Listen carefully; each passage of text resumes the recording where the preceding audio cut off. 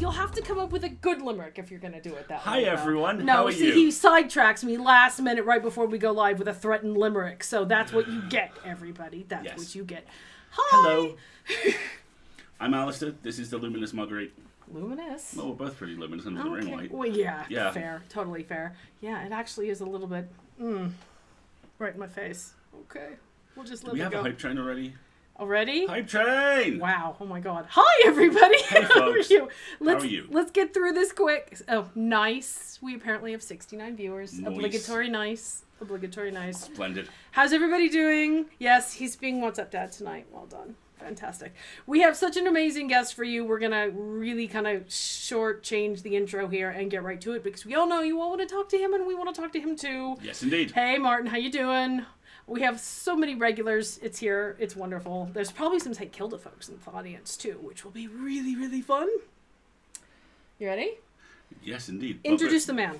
Before we do that. Before. Toast Profesh. Toast Profesh. Massive thanks to Creatrix Anime for this week's opening art, which is in fact a reproduction of a still of me at university.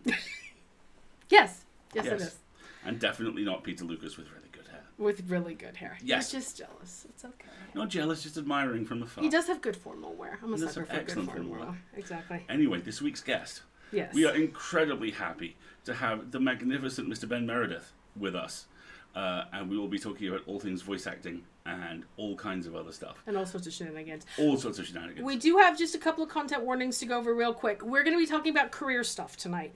And career stuff often can bring up things like imposter syndrome or feelings of, if we're talking about me, feelings of inadequacy. And if you're talking about me, feelings of wondering whether I'm really screaming into a void. Yeah. Or as I like to call it, Tuesday. Really? It's not that bad. But we will remind folks from time to time that we are going to talk about stuff like that. Just in case, there's a link in the chat to the full content warnings, and our mods will be updating that as we kind of go along. But that's the general oeuvre of stuff we may be discussing tonight. And as is always the case, if you need to step out for any reason, if you get anxious, if there's stuff which is starting to get under your skin, your self-care, and especially this week, given how much it's in the news, personal mental health is just the shit. It's very important. Make sure you take care of yourselves. And just let a friend know to ping you when we change topics, and that's fine. But with no further ado, we're going to talk to Ben. Indeed. And then I have to push the magic button. You ready? I'm ready. Do it. Hey, Ben. Ooh. How are you? I'm okay, thank you. How are you two? We're good. Thank you so much for coming on the show, dude. This is going to be It's going to be really fun. So, go. You go ahead. Oh, God. This is going to be yeah, right. I know, right? Okay, I shut up. You talk now. No, I was just going to compliment Ben on the really spectacular beardage you have going on here. This is excellent facial hair, sir. This is I'm too lazy to cut off my chin, so I don't have a handlebar anymore. Yeah.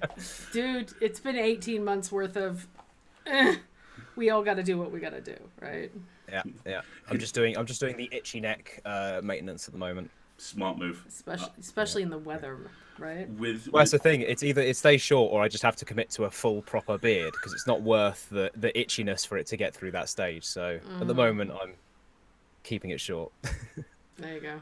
My big indicator is with this. I know I've made the dreaded transition from pelt to hair when I wake up and have bedhead. Yeah. And when you have my hairline, bedhead just looks kind of sad, you know. So no comment. I love you. I love you too. No comment. Ben, before we get into this, we're doing an opening. You're going to do an opening monologue for us, yeah?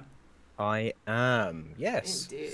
Shall I just jump straight into it? Yeah, go for it. If you want to. Have a good time with it. Okay. Yeah, absolutely. So we've got In Strange Woods, Strange Truths. Editor's note, there are spoilers in here. There is a tax for living in small towns. No one tells you, but everyone knows. The tax is a life. It's a generational toll, that horrific moment where the law of averages collides with the natural world. I grew up on an island. We lost the kid to the sea one generation, and to cancer the one before that. He was one of my closest friends. His loss was my first encounter with mortality, an event that shaped my life at 16, and to some extent, it still does. In Stranger Woods revolves around a similar event. In a small Minnesota town, Jacob goes into the woods, vanishes, and then dies. His loss shatters the town, and his younger sister Peregrine, Lily Mae Harrington, finds herself drawn to the local survivalist, Howl. Voiced by Patrick Page, Howl is a Tom Waitsian ideal who looks like an archetypical unsub, but is bent double under the tragedy of his own. In an effort to understand her loss and to punch mortality in the face, Peregrine persuades him to teach her survival skills. Over the following months, her friends get caught up in the same curious orbit. The determined, intense, furious young woman, and the laconic, reluctant outsider. A man who represents both the edge of the village and the life that lies beyond it, the life they blame for the death of their friend. Working together, the group finds something bigger than the town, but for Peregrine, that isn't the point. The point is the final, when Howl will drive them into the woods and leave them alone with no idea where they are, minimal resources and one task: make it home alive. Carlos Garcia's show art, above, encapsulates everything about the show in a perfect frozen nutshell. A young figure, well-equipped but still small and fragile, faces the weather and the woods, which serve as both metaphorical and literal barrier. If Peregrine beats the final, she can go home. But if Peregrine beats the final, she won't want to. Another truth of small-town life reveals itself. Growing up is growing out, and sometimes that takes tremendous courage to realise. Courage is one of the defining traits of the show, especially in the gutsy way it mixes two formats. Presented by co-creator Brett Ryback as very much a straight-down-the-middle Bear Brooks-style true crime story, there's the distant, respectful tone, the sense of lurking menace and tragedy. Until suddenly things take a turn. The liminal space of the woods becomes the liminal space of genre. The theme tune becomes the refrain of the first song, mutating from a joyously lumpy substitute teacher comedy moment to escalating levels of menace. We get ghosts of rhyming structure in Brett's dialogue, and suddenly he belts out a single line. After that, everything's changed. The narrator is in the story. The footprints lead out into the woods. We're somewhere new and we are not prepared. That first song especially is fantastic, shifting from a phone conversation to recollections, from witnesses to Brett's still, mostly, distanced asides. The chaos of the unprecedented and the desperate need to know the chaos of the unprecedented and the desperate need to know colliding with the comforting lie of the small town. Creators Jeff Lupino Esposito, Brett Ryback and Matt Sav continually map the emotional state of the characters onto the songs and vice versa. Peregrine, played by Lily Mae Harrington, raps the refrain of Jacob's last advice to her. If something happens, come find me. Like a garland of thorns, living inside the nebulous, undefined failure she grapples with. Was it her perfect doomed brother? Herself? Or the lifestyle she's rejecting? The literal teenage wasteland?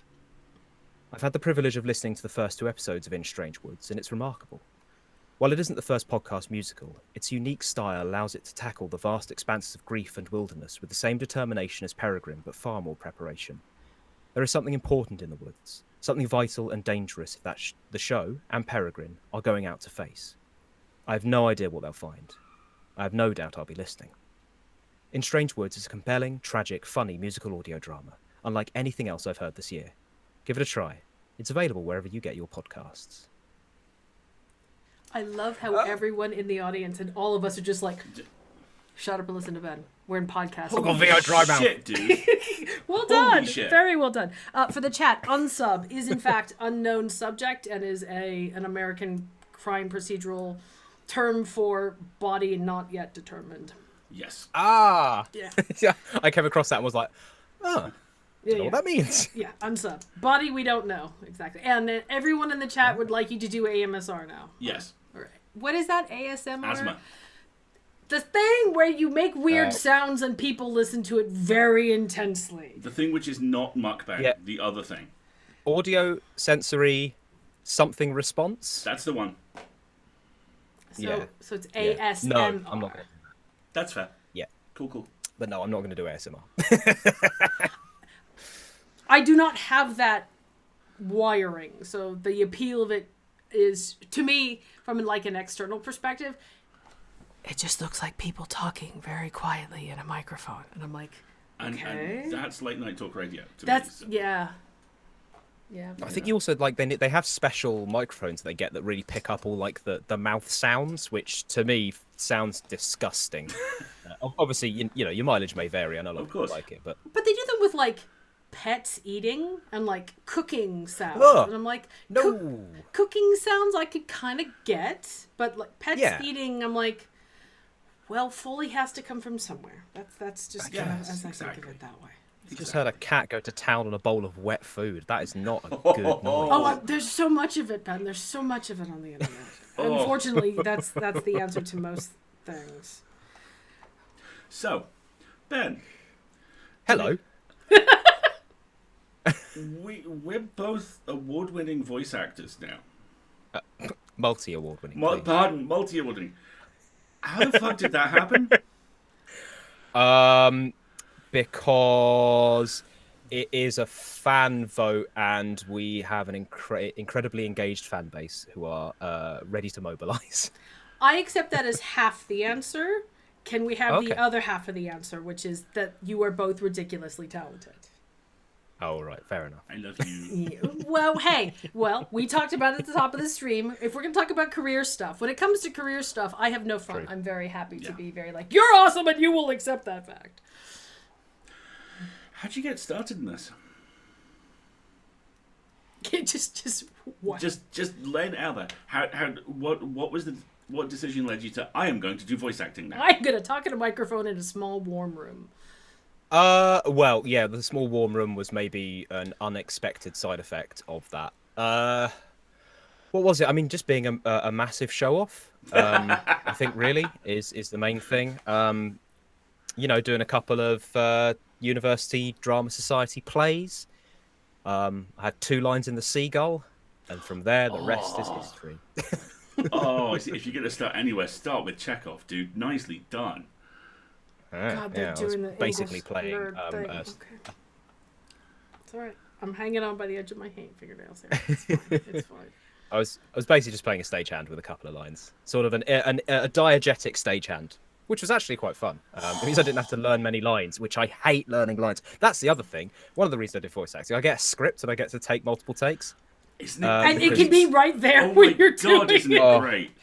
I'm absolute trash at learning lines. It fills me with utter dread. It's terrible. I'm so relieved to hear you say that, because the amount of those fucking TikToks where I had perhaps 30 words to say, and we just kept having to come up with ways for them to be in my eye line because my brain just wouldn't hold it.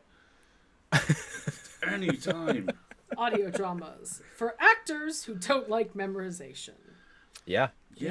That's a fair way of putting it, to be honest. Commuting's a heck of a lot easier too. Less makeup.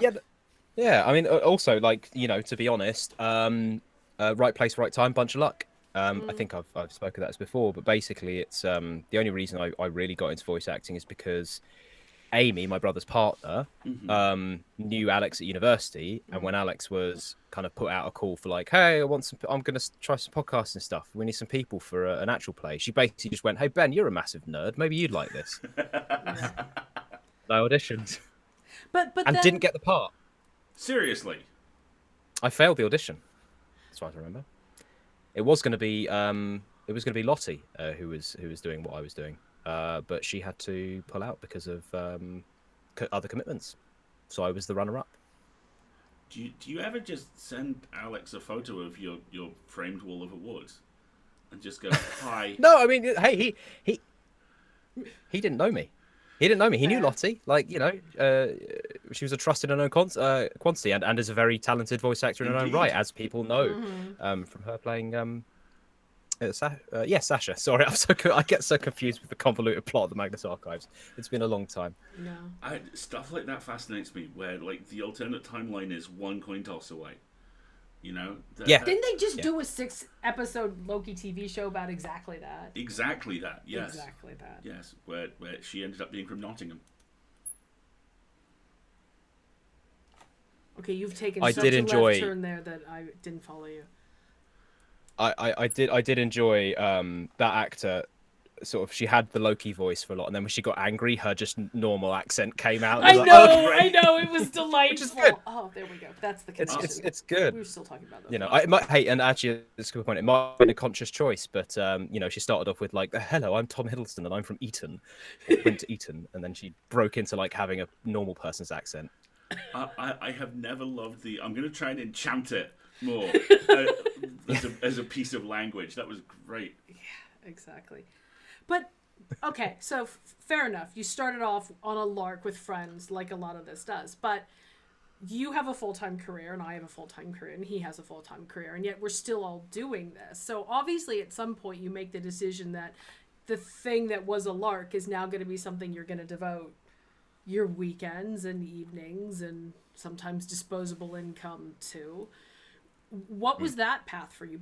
Was it that you had so much success with Rusty Quill, just kind of everything in general, that you're like, no, I really enjoy this, I want to do more with it? Or do you credit the fact that you work in an industry where you work with these kind of professionals? I mean, you're a game designer, you work with voice acting, at least in some touch point. Actually, not at all.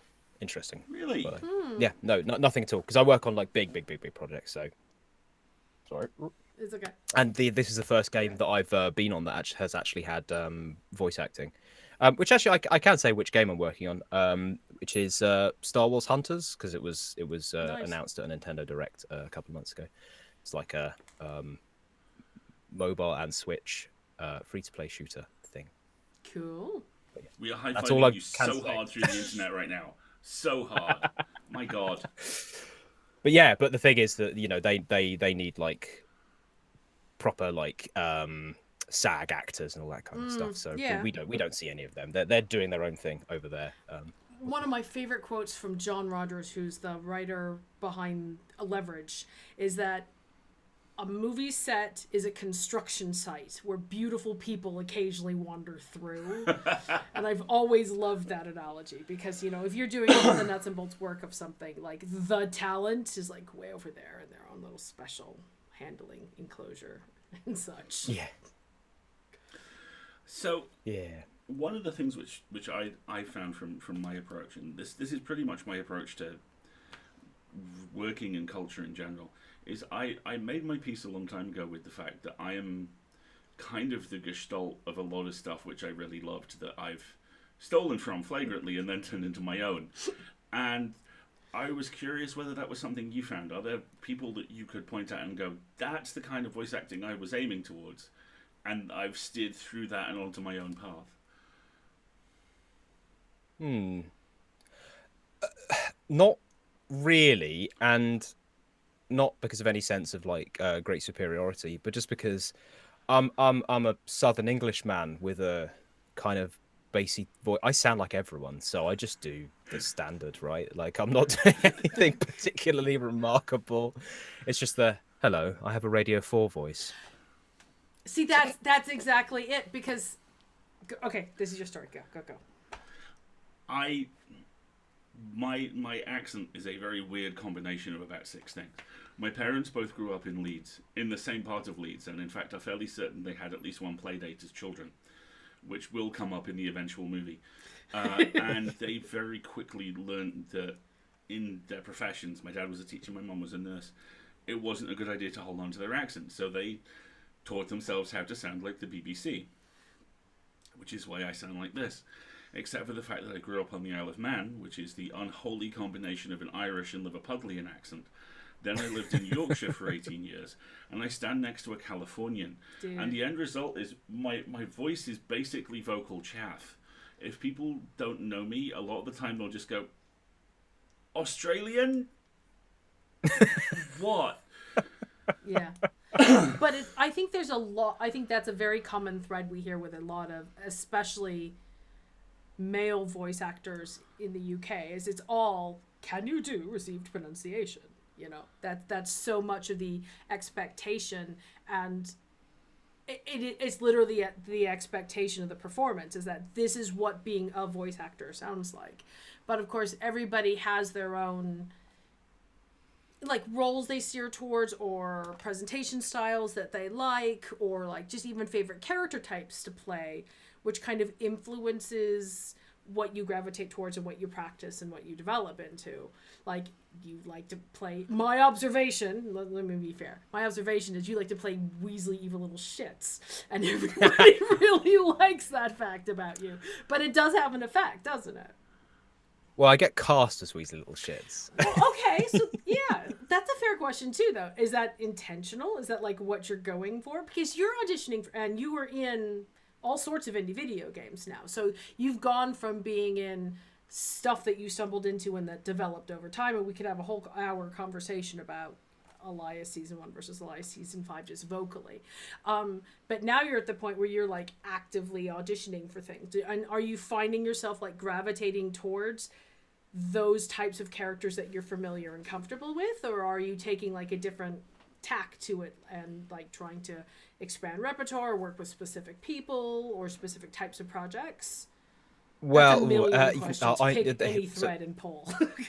yeah, the thing is, it's like I am incredibly lazy.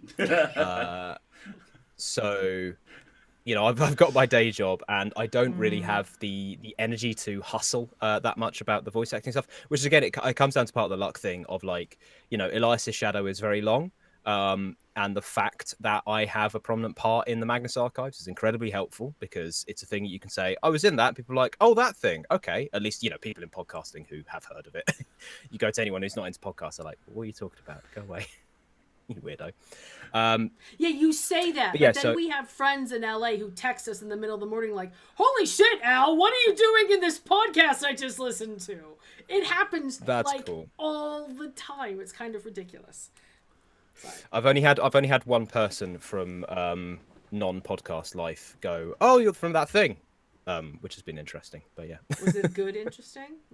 Yeah, no, it was fine. Yeah. It was just you know, somebody at work who was like, came into the company and was like, oh, I know, you know, the Magnus Archives. I think it's a demographic thing as well, because of course, you know, they were younger, and you know, podcast audience skew younger as well. Yes. Like, yes. But yeah, no, like the thing is, I've done a few auditions for bits and pieces, but usually it's been people approaching me, or like I'll put out a thing, like I put out a thing on Twitter and was like, hey, I'm interested in more jobs, and people kind of came to me and said, hey, would you like to do this thing? And I was like, yes, of course I would. So it's that, I don't know, it's that weird mixture of like, I am incredibly inexperienced really as a voice actor, like, and I mean in the grand scheme of things, like obviously I've been doing Rusty Quill stuff for 6 years, I've been in a bunch of stuff, but like, you know, I don't, you know, I'm not a professionally trained voice actor. I've just done it and have I think, you know, a decent knack for it, but you know, I don't have an agent or anything. So it's that mixture of like that plus having kind of lucked into this prominent antagonist part. That then there's that mixture of people like, oh, I know you've done stuff I really like, but also I'm like, okay, yeah, great, but I don't know what I'm doing. So yeah, I'm not really like, I'm taking what comes to me, I guess. Is really what I just like doing voice acting. I don't have like, I don't know, I'm at the stage now where I'm kind of wrestling with the thing of like, in order to improve my career as a voice actor, I have to start compromising on my career as a game designer. And you know, there's decisions to be made with that I don't want to make. So I'm just ignoring it at the moment. Hey, you want to talk about that? Yeah. Everything you're saying is very familiar. My version of it is freelance journalism, and the massive emphasis on that is the word free, because so much of the stuff I did for nothing or on the promise of something further down the line, and it was a cheap dopamine hit. I mean, there was a site I worked for about 3 years, which paid contemptuous. It was actual contemptuous money. It was like, I think it was £10 per 500 words. It was basically, take your filthy lucre, word monkey. Yeah, you know, they would basically throw the note at your face and tell you to fuck off, you know. And I generated 20 or 30 articles for them a week, because if I did that, it was £300, and it was only 36 hours. And it took me a really long time to realize that stuff was getting in the way, that the kind of short hit of I did a thing was getting in the way of, I need to go away and do this for 6 months, and it will feel like I'm doing nothing, but at the end of it, I'll have something that's mine. Yeah. So I mean that's it's that balance. Unfortunately, it's that whole. Well, I really enjoy doing this, but I only have so many hours in the evening and the weekend to devote to it, and therefore it kind of caps itself with how far you can go with it. Because you're right. I mean, especially, and we say this as people who have been in the podcast industry for 15 plus years now. Especially in the last couple of years, as more and more marketing money and more contemporary media has poured into podcasting. Of course, now these days you don't sell a podcast to Spotify unless you have A-list talent associated with it. So there's a completely different expectation about what a commercially viable podcast is. And for those of us, who want to be like, it's like being a casual gamer versus being a hardcore Destiny player. If we only have 2 hours, that works. It's true. No, casual gaming is totally a fair analogy, because if I only have 2 hours, 2 nights a week to pick something up and play it, I'm going to pick a different type of game to devote my skill towards to somebody who is, let's be generous and say, on summer vacation and can devote 14 hours a day to it, right? They can develop a level of skill and just by sheer hours that I'm never going to touch. So it kind of steers me away from that. So I like doing bit parts that have like 4 lines and 2 episodes, and I'm done in a session and I'm gone, because that's enough for me to feel like I'm continuing to develop and practice new stuff. But it's not something like, you have significant reads for the entire first season of St. Kilda, and it was hours and hours and hours. I can't commit to that the same way. I am surprised I was able to. It's the kind of rubber hits the road moment I'm getting at the moment is the realization that as my prose work's firing up, or as I'm trying to fire it up, I have less time to podcast, and I host a weekly horror podcast, which means I host half a weekly horror podcast now. And part of me is and it always sounds suspiciously like Binky the Clown from the old Garfield special in my head, because that's how my head is wired. Half of me is like, you're a failure! You're only doing 2 weeks a month! And the rest of me is like, shut up, Binky! I get to sleep now! So the whole, not even work-life balance, but the work-work balance is a very real struggle for everyone, I think. So you have absolutely our sympathies. It gets frustrating though, doesn't it? Yeah. Especially when you really like it. You're like, I really want to do more of this, but I have to choose between, am I going to take a week of vacation from my day job to do this fun thing? Or am I going to actually have a break from my day job? Yeah. Yeah, I've definitely forgotten how to relax. You are in excellent company, my friend. God. Yeah. We're not allowed to collaborate on any more projects. Yeah, an evening that isn't full of stuff, I'm like, I just sit in a dark room staring at the wall going, what do I do? What do I do? This isn't productive. I'm not creating content. Okay. We can now never get Ben. We can never, ever get Ben a TikTok account. That would be very, very also, dangerous. I'm utter trash at social media as well. I cannot handle that. God. I know it's hard because we're the type of people, and I think it's to some extent, I think it's influenced generationally. We're the type of people who are like, but if I like that and I relax at it, then I have to turn it into money. And then all of a sudden you find out all your hobbies are part-time jobs, and you have a full-time job and 3 part-time jobs and no life and a nervous breakdown, and it's just not good. I think it's why I cook. I think it's why I cook at an extremely amateur level. I'm just like, this is great. I can't sell this. It takes a set period of time, and I get to eat it. The end. Cool. Yeah, totally. Good. It's why I've got that in the background, and that's full of minis. Cause I'm like, I'll do some painting, or I'll do some sewing. Something that isn't, for anyone else, and I haven't done any of that. Cross stitch. And then I have to give them away, because otherwise they accumulate. I have to do things with them. Oh God. Yeah. Yes. Yeah. Laugh about our Lego collection a little bit more. Our space Lego collection in particular. Oh God. We have all of it. Yeah, and by we, I mean me. Yes, I know. So now you've brought it up. I'm super curious. When you do sew, what do you sew? I don't, because I haven't. I've threaded it, and Smart. I've experimentally sewn the leg of some ruined jeans up, and it works. Ben, Awesome. That's it. That's the total of my use of that sewing machine. That's it. That's the tweet. Yep. Ben, in my head, that makes you an actual wizard. So do not undersell that achievement.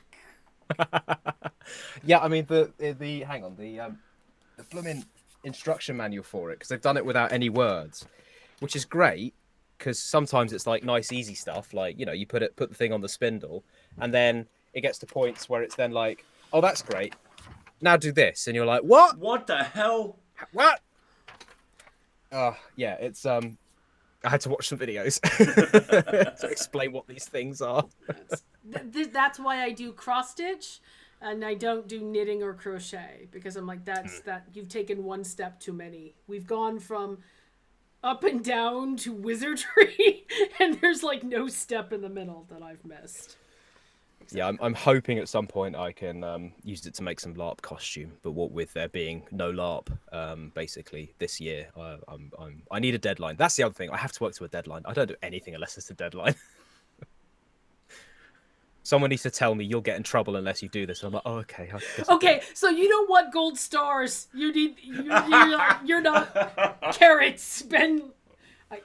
No, I can't say that. No, okay. It's all the stick. Gold star. Show him. Okay, so I bought mine as a pin, right? Like, I literally bought my. Oh, ouch! This is gonna hurt. Look, oh. I've completely brought the stream to a halt while I try to. He literally bought me like a gold star pin, because sometimes that's what I need. Yeah. Hey, you know. I need my gold star. I am Lisa Simpson. Grade me. You know, it's so bad. It's so bad. It amazes me that we all find ourselves in this situation where we can't relax, man. We've been conditioned to not relax. And I mean, to go slightly meta and potentially heavy for a moment, God knows we've all had reasons for the last 18 months to not relax. But the erosion of that over time is horrifying to me. And the thing, because I'm a fundamentally optimistic cat, that gives me a tremendous amount of hope is that, you know, we're all aware of it, and we're all frantically hauling on the tiller now, trying to turn the boat around to the point where we can get some more sleep. But it's kind of horrifying that we've all ended up in this position. Yeah, it is. And a lot of it is, my view is, it's about technology and how it changes how we consume art, and how that has been commodified completely independently, and how that produces this ridiculous rat race. It's exactly what you said. It's like, I can't relax, I have to generate content. It's like, whoa there, big fella. You know, why are we now incapable of resting? Because we're just psychologically wired and driven to like produce stuff. And that's why we all monetize all of our hobbies. The other day, I actually caught myself whilst I was playing a video game, relaxing, and this is really good. I should write 500 words about this and put it up on Itch.io as a zine. No. It's just kind of frightening how that thought process is so like completely opaque to us now. It just happens, and we just do it. Yeah, I don't know. It's I guess on a more optimistic side, at least for me personally, the voice acting thing is also the ability to like create something that connects with people. And again, it's very fortunate that, you know, one of the first projects I took on was became very successful, and like we got a lot of positive feedback for it, because like, I don't know, I see, you know, there are so many things out there for people to like enjoy and stuff, and some stuff bubbles to the top and some stuff doesn't. And you know, you see people who plug away at things that don't get a huge amount of following, but they keep doing it because they love it. And like that's a really, really like a lot of respect for those people, because if I didn't get like immediate gratification and feedback, I'd stop doing it. because I am just incredibly shallow and you know. You have an incredible amount of self-knowledge, Ben. Well, you know, that's the other thing of like, hey, oh, you know, somebody who's in the arts who's a chronic overthinker, right? It's analysed and overanalyzed myself and the way that I act, you know, far too much, to be honest. Fake But love, real pain. Yes. yeah, I know. But hey, it does Yes, give you a it's- level of self-awareness at least. You know, Yeah. I think that is a useful thing, It is. even if it doesn't make you the happiest person in the world. It is. So do you have like a dream, like if somebody plopped like all the money in the world in front of you and said you can pick any franchise, any IP, any character, what's like the sweet spot? It's like if you could have like your dream voice job, what would it be? I don't think it's really. It's not connected to an IP, to be honest. Like I don't much care about IPs. Like I'll enjoy IPs, but like I don't give a damn, right? Like as long as it's good, it's good. If it's bad, it's bad. I don't care if it's whatever. But I'd really like to do an animated series.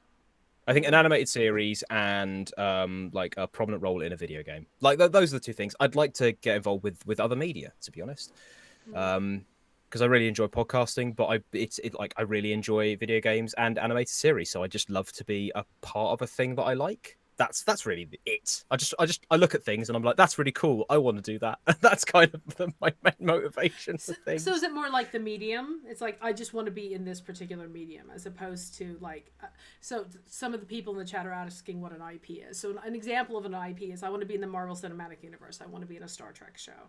You know, big franchises, big known universes and things. Yeah, I mean, yeah, anything over the top. To be honest, I love the melodramatic shit. Like, you know, if I could be in the English dub of a JoJo's Bizarre Adventure, I suppose that would be great. God. Because can you imagine that job? Can you imagine what they'd ask you to do? That'd be amazing. What is that? JoJo's Bizarre Adventure has a strong case for being the weirdest anime ever produced. It's the one with the telekinetic hair, isn't it? I'm thinking of the right one. Yeah, the knight with the telekinetic hair, The knight right? with the telekinetic hair. He is but one character. Oh, and it gets more ridiculous. Like they're pretty. Jack the Ripper hiding himself in a horse's throat and jumping out, having filled himself full of zombie Jack the Ripper having filled himself full of knives that he then flexes to fire at our heroes, is really one of the more mundane parts of that series. So overly dramatic, over the top stuff. That sounds amazing. Yeah, it's great. Aren't you the scenery? Actually, I have been watching the new Masters of the Universe thing. I just finished it this evening. How did you get on with that? Because I loved She-Ra, but we watched the first 2 episodes of the Masters of the Universe, and I'm bouncing kind of hard off of it just because it can't seem to settle, or it's taking a very long time to settle. Yeah, it's I enjoyed it. It's definitely different from She-Ra, and I think totally. So I prefer She-Ra because obviously this series doesn't have Scorpia in it. And she is the best ever. Oh, she's so good. She's so good. I love her. Just want to give her a big hug. She's wonderful. But yeah, no, I enjoyed it. I know what you mean with the whole like, is it for adults? Is it for kids? It's like got a 12 rating, and at one point Evelyn says bollocks, which is really funny. It's great. Like it's a good section, but I'm like, okay, I know what you have done here, writer. You put a swear in. You put a swear into He-Man, didn't you? I mean, a swear. Sneaky swears. But... Because none of the Americans get it, which is fantastic. Well, also because it's Lena Headey saying it, so exactly. it's the good accent for it. It just becomes like a cut glass piece of profanity. It's great. Yeah, but there's some good stuff. Like it gets quite sad. It's quite somber. It's quite melancholy. It's like it's got something to recommend it. Like, and also it's only 5 episodes long, so it's and it fine. had Henry Rollins, and I will do anything for Henry Rollins. My spiritual older brother returning as, you know, the demented tech priest. That made me very happy. Really funny. I love that. Oh, Henry. Exactly. What about you? What about me? Dream voice job. Dream voice job. That's a really good question. Because I have an answer, so I'm going to ask everybody else. I think I have 2. and one of them is really surprising for me. One of them is an entirely tedious and predictable IP, which is there's a thing that was floating around on Twitter a little while ago, which is kind of, what Doctor Who villain would you like to play? I think I'd be fucking great as the Valyard. I think just cheery Valyard is absolutely where I should go. And strangely, the other one, an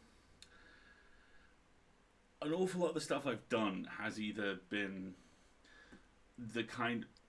pretty much all the big stuff I've done has been the kind of thing I've always done on Pseudopod, which is that I'm the hyper-articulate guy over to the left going, oh dear, I really don't think that was a good plan, now was it?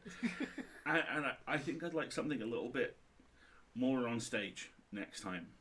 Very much in the spirit of, the Good Place line about, hi, shut up, I'm confident now. I maybe like something where I'm not commenting on the action, but I am in it. Goals. Or Watson. Watson's fucking cool. I'd like to play Watson. I hadn't thought of you as the kind of... Because I always... depends on the presentation of Watson, I guess. But I always think of him as the kind of... Gosh, Holmes, how terribly clever. Yeah, exactly. He's exposition sidekick man a lot of the time. Holmes, why are my laces tied together? No reason, Watson. Yeah, no reason well, at all. it's the do you want to be like the cool action Jude Law Watson, or the sort of the kind of the foolish oaf Watson? It's like, Holmes, what is a shoe? I found a thing. Hello.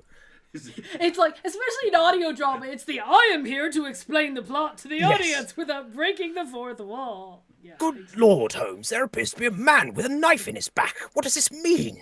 That kind of thing. Exactly. Ben Holmes and Alasdair Watson is now being pitched by the chat, so I'm just going to throw that out there. I love that idea. That sounds I mean, anything that gets me compared to Clive Merrison, I'll take. Oh, King of Holmeses is... Yeah. And as my brother is very pleased with, once grabbed him by the scruff of the neck and shouted at him. Really? Yes. Yay. In a film, in a scene that was cut, but yeah. Because the History Boys was filmed in our school. Wow. So Tim was an extra in it. And I think Clive Merrison is the head teacher. So there's one point where he's like grabbed by him and told to straighten his tie, and Tim was absolutely terrified because it was improvised. So he was like, why is Sherlock Holmes shouting at me? Now I'm seeing Sherlock Holmes shouting at Trexel, and that's an image that amuses me. So I think I'm just going to park that to the side for a while. This was when Tim was 12, not like a massive beardo. What is the History Boys? The History Boys, alarmingly... Please translate for me. I am American. The History Boys is a very good play by Alan Bennett about the graduating class in a secondary school of who are all studying history, and it's about these very unique ways these boys approach life, and their teacher, who is not especially closeted in... not especially closeted homosexual man, but in the uniquely British and occasionally awful way. No one really talks about it, and he just kind of occasionally touches people mildly inappropriately. I was waiting for those eyebrows.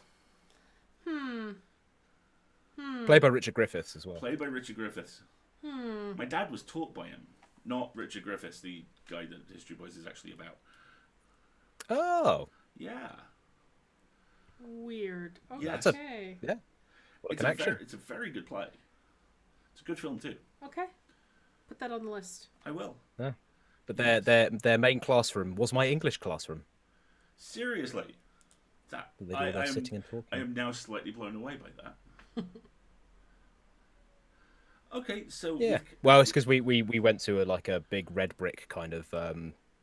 I say red brick because that's got a specific university meaning, but like a big old building, because we went to Watford Grammar School for Boys, which wasn't a grammar school, but wanted to be, or used to be, and then couldn't be legally, and then really wanted to be. We didn't pay for it. It was still state schooling, so that's one thing that, thank God, I'm not for a private school. Christ. At some point, No, go ahead. I was just said that's one of that's a real bit of prejudice that I have had. If anyone says they're from a private school, I'm like, oh, were you? Okay. It's not their fault. Their parents sent them to it, but you know, I'm still like, you went to a private school, did you? Mm-hmm. If it's any consolation, there was a single private school on the Isle of Man called King William's College, and I am not exaggerating. It was placed on a spit of land at the far end of the island, where the nearest thing was the airport. Russian oligarchs would drop their children off at this thing to make them notionally civilized. And then they'd release them on the other school to play rugby. Oh God! Seriously, this thing was 2 miles away. They got a coach up to us. The intrepid, lumpy children of Proletariat High had to fucking walk down there to get our asses kicked by these kids. All of whom were 6'3" and blonde, 3 times a year at rugby, and I had 2 moments in my rugby career where I realised it was perhaps time to not be in the sport anymore. One was Proletariat High does sound like the anime that we want to cast now. I'm just saying, that sounds great. Like the lumpen students of Proletariat High, trekking through the mud. You could just see it, like Ghibli style rain. Yeah. I remember one time we played them and they were just running rings around us. The score was something like 76-0, and there was like 3 minutes left, and a friend of mine took a kick, which we just knew was going to be landed on one of these fucking Terminators who just plow through us. And he looked around at all of us and went, "Don't worry, lads, we're still in with a chance." And there's like 3 minutes left on the clock.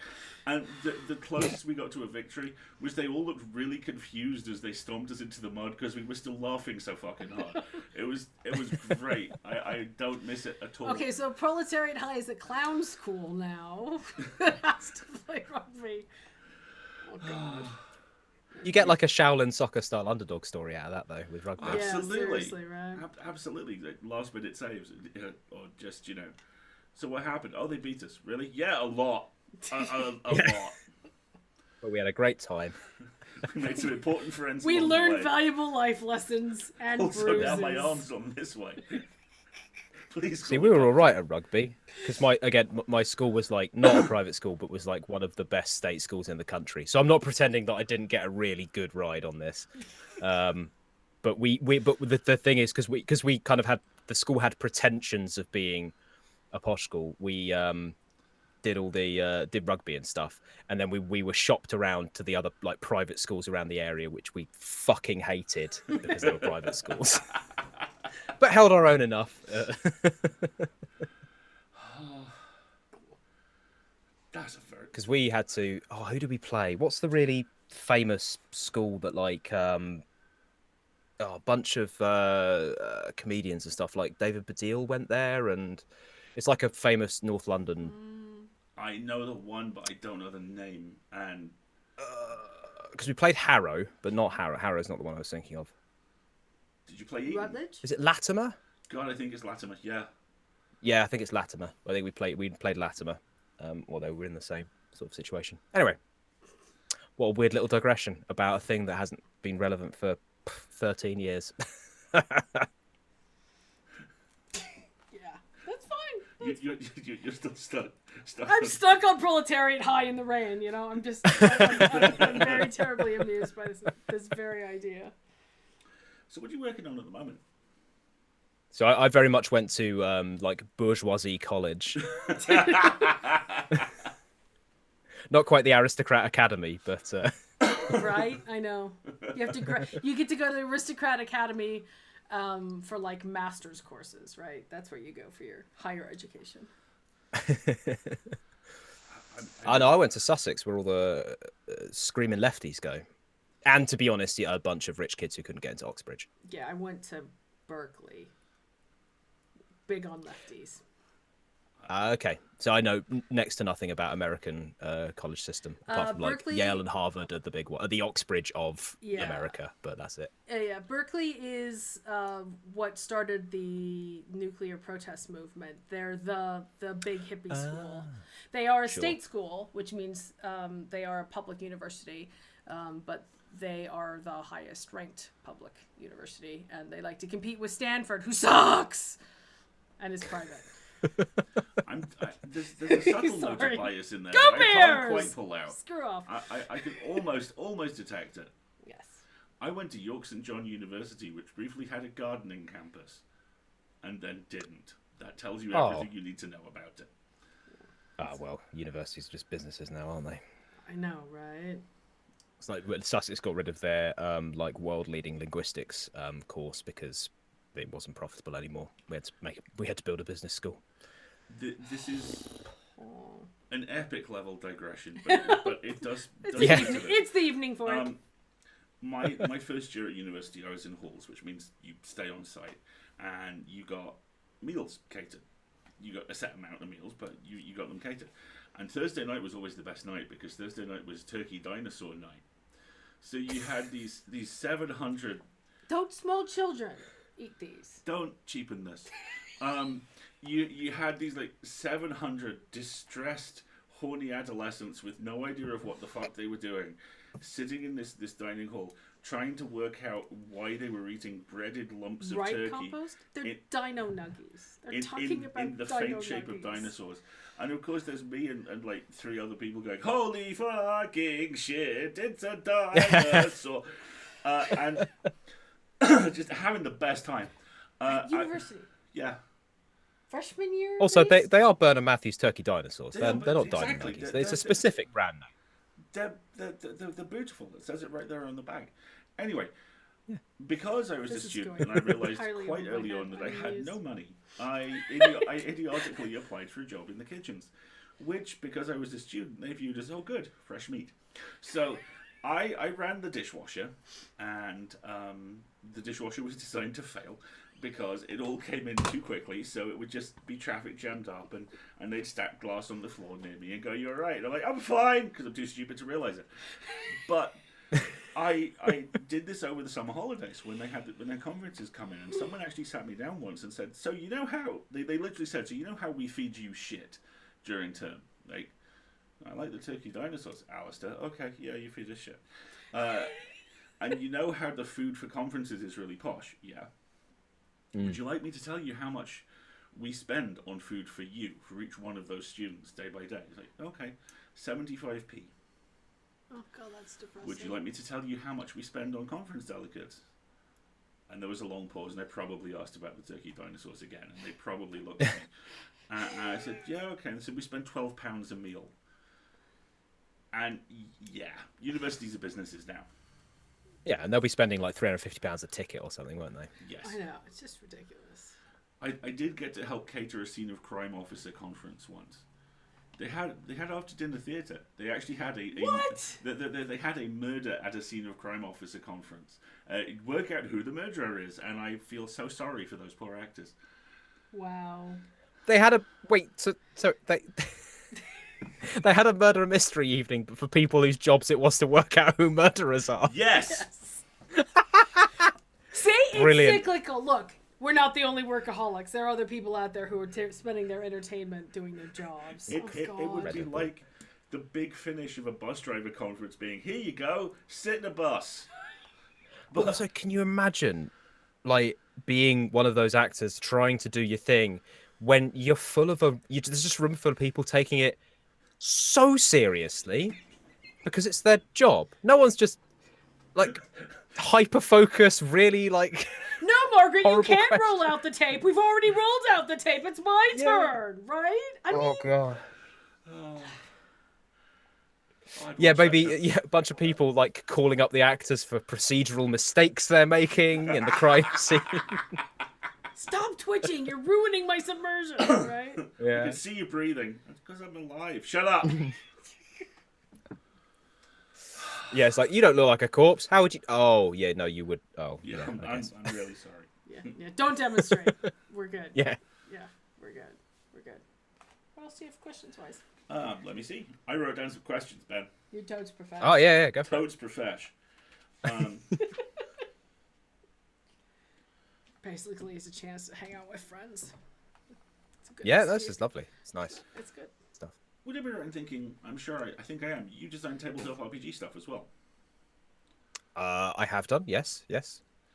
Cool. How's that going? Sorry. Was that it? Basically, I know yes wasn't the best answer to that. Like, there's not really much of a follow-up to, yes, I have. Yes, thank you. Basically, that was going to segue into what are you working on at the moment? Oh, right. Just talk about St. Kilda already. Yeah. Let's talk about St. Kilda. Okay. Do you want to talk about St. Kilda as well? Yeah, right. Yeah, because Okay. to be honest, the answer to the RPG stuff is nothing.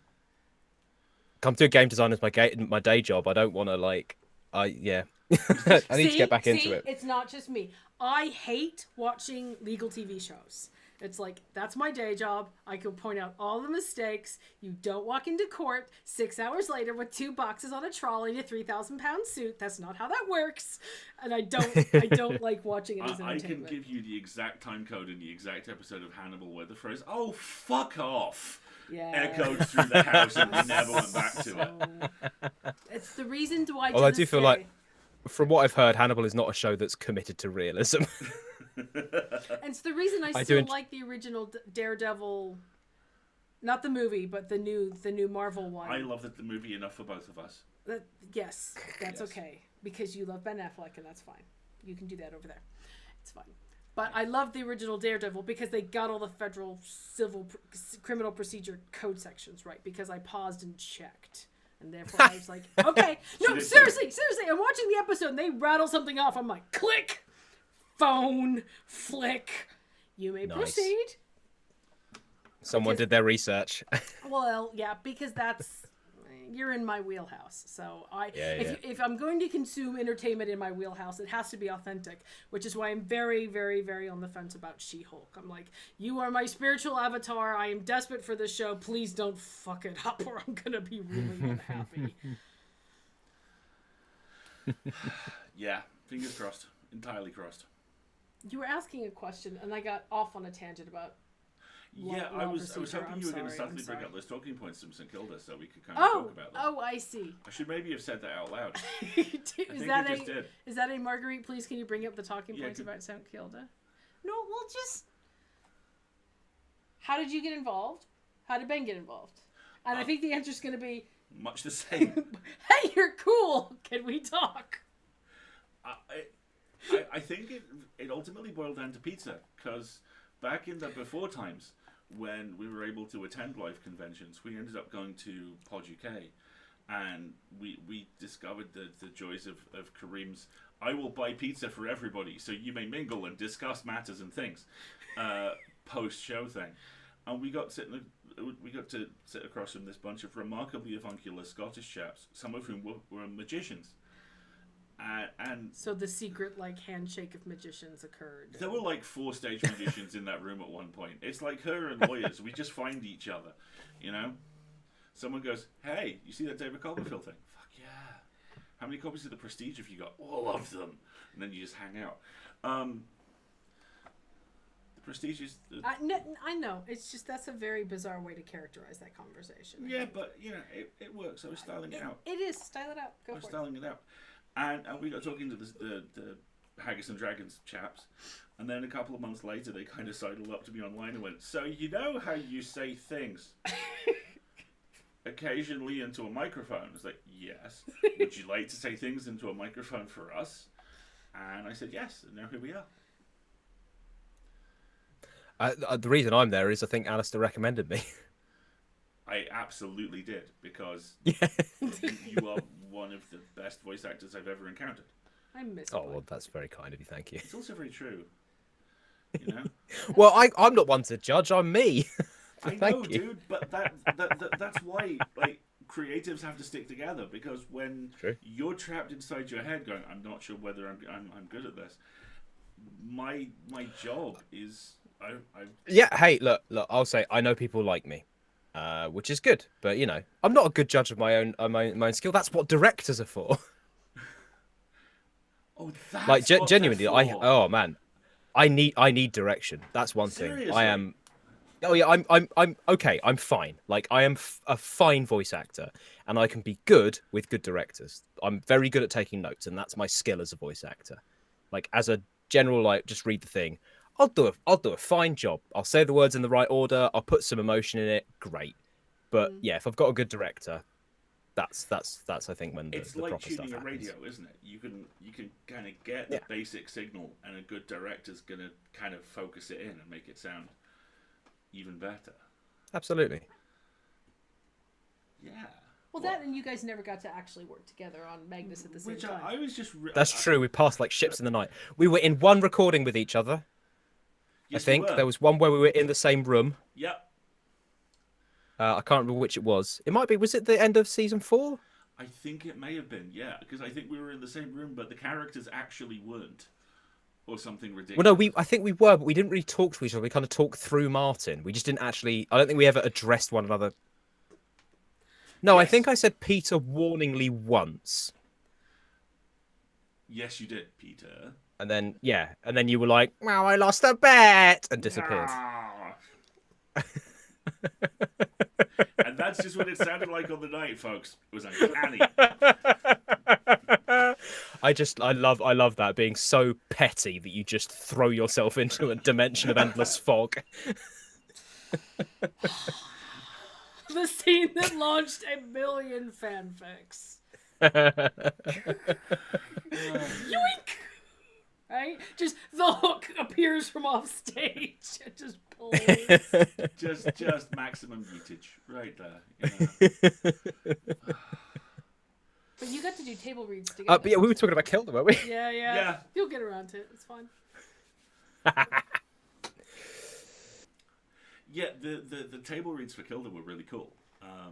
Yeah, they were. They were good stuff. Because... And nobody can see them yet. Neither. But I believe they have been recorded for the Kickstarter and they're coming soon.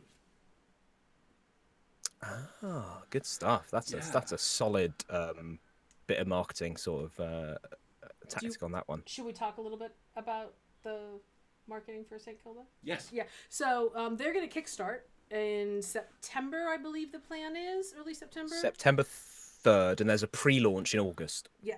So they'll be doing a whole bunch of hypey stuff that I know that you've already been roped in for. You're giving me that look like, I have? Yes, you have.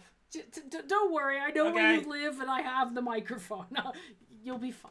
It's fine. This is how TikTok happened. So just go with it. The entire process with TikTok was, we shouldn't have a TikTok. Maybe we should have a TikTok. Say things into this camera. That was literally it. And it unfolded across a week. It was his fault. It was entirely your fault. I repudiate that vociferously. No. Nice try. Yeah, it's true.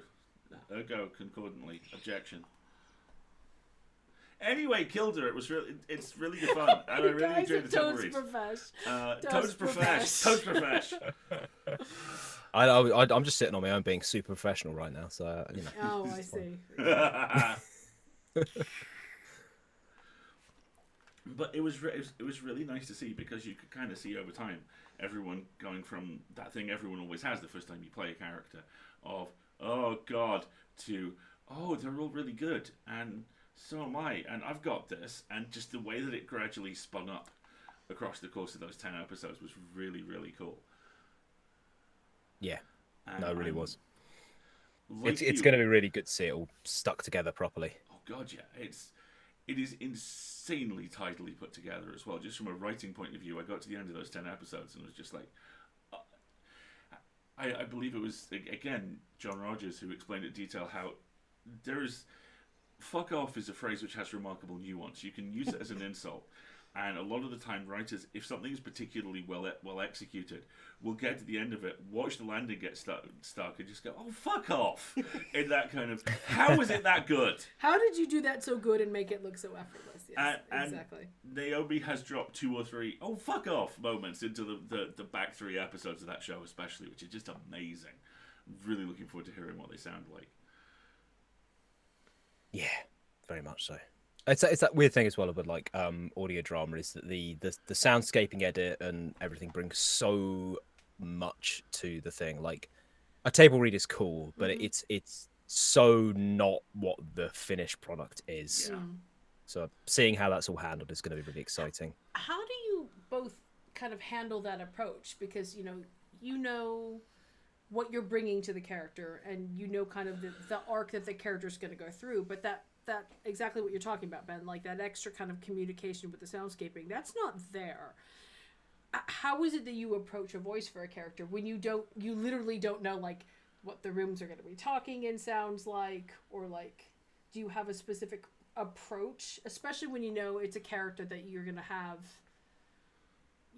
well, I say this is from my perspective, like more than one episode. I play bit players, and that's fine. But when you get to have a full character, what goes into like your planning process? For you're like, okay, am I going to start here and move towards here, or is it very seat in my pants? I'm just going to kind of grab onto the things that I think work or that I get positive feedback on as you go along. Ooh, come on, focus. Come on there. Combination of both, I think. Like, there's very much a like kind of try and have a general idea of what I'm going for, and like with the situation as well, like try and kind of generally like focus on the emotions, but then act out what is happening with my body as well. So like making sure that if imagining those characters in situ and what their body is going to be doing, because I think like there's a lot in where your shoulders are, whether you're fidgeting, if you're super tense, like I'm a serial gesticulator. I will hit the microphone a lot as well, but that's because it's really important for the way that I do acting, right? Like I can't sit with my hands in my lap unless that's what the scene I think calls for. But then it's also just very much a discovered thing, and this is why, like I'm saying, like I'm fine, but if I have a director who can then say, okay, well that was good, but can you do it a bit more like this? And I'll be like, oh great, yeah, absolutely. And I'm always so keen to get notes and get feedback, because I know that I'm not going to be perfect. Like no one's perfect, and I really want somebody external to say, hey, this is how I think you should edit that, and then me go, oh right, okay, well I'll give it a go then, and basically solve the problem. If they give me a problem and I can solve that problem, that's a situation I react really well to. So table reads are really important for that then, because it's an opportunity to be as in situ as you're gonna be, because you've got all the other characters there and you're like bouncing off of them and you're responding. Yeah, absolutely. It's almost like a first draft, isn't it? It's that kind of get the broad strokes down and then focus in from there. Yeah, you get a feeling for the room, you get a feeling for like the other characters, and also like it's been really helpful because of the way this is a thing about remote recording and having like a global cast and all this kind of thing. We haven't been able to have big everyone's there recording, so the fact that we've had a table read with majority of people there to get a feel for it has really helped the sort of more split up what people can do, what can fit into people's schedules style recordings, because you can kind of recall what was happening in the room. Yeah, it used to be you would try to get everybody physically present, but that has limitations, doesn't it? I mean, unless you have budgets for international airfare, it really caps you with, okay, who's in town, who can drive, it's much harder to do that sort of thing. Yeah. It's an interesting one, because much like you, I find that about 50% of it is discoverability. And some of it comes from the fact that my theatrical training is stage magic, which means I'm very good at this. I'm going to talk very specifically and very directly at you, and I'm going to talk at you in a way which simultaneously feels quite naturalistic and at the same time is like no one talks on Earth. By the way, here's a rabbit. And because I was an immense comedy nerd as a kid, and I studied stand-up comedians and secretly always wanted to do it but never quite had the guts, means that I can put a front out really, really effectively. And it's taken an extremely long time for me to be able to trust my emotions enough to put something behind that front. And it's been really interesting with Kilda to find the nuance in the narrator, and there is much more nuance there than I thought. It would be really easy to do the whole thing as Red Reddington. It would be really easy to do it as, well, I'm going to talk at some length, and then your spleen will be in my teeth. And I can't do that for 10 episodes, because it would get dull. And the fact that there's an internal agenda to all the characters and an internal emotional life to all the characters has actually been really educational. It's kind of forced me to confront the fact that I actually have a little bit of range more than I thought. Because my whole life I've just thought I'm a guy who sounds like Radio 4. And I'm a guy that sounds like Radio 4, but also can sound like Radio 4 with a capital R sometimes. And occasionally Radio 4's Northern correspondent. And that's range. And I could work with that, you know? It's like, you know, certain actors who, it doesn't matter what movie they're in, they're playing that actor. That actor has that role. And oh God, you reminded me of the Michael Fassbender trilogy of horror. I'm sorry. Okay, real quick. I entirely by accident, I managed to see the 3 worst movies Michael Fassbender will ever do within about 3 months of one another. Alien Covenant, which is terrible. The Snowman, which is not only so terrible, the director admitted they shot 87% of the script and just went, and released it. And Assassin's Creed. Oh God, that movie was so awful. I fucking love the Assassin's Creed games. You know, historical parkour stabbing enthusiasts, fuck yeah, sign me up for that shit. But there is a moment at the top of that movie where almost to camera they go, so, Declan Assassin, yes. He was born in Long Beach, California. No, he grew up there. He was born in, looks to camera, Dublin. Because it's Fassbender and he has one accent. Oh, it was so bad. And they even parachute Brendan Gleeson in to literally stand in front of a window for 2 scenes as his dad to basically go, he sounds like that because of me. Where's my check? I mean, more power to Brendan Gleeson. That's a good way to get a check. Absolutely. I haven't dared watch that film.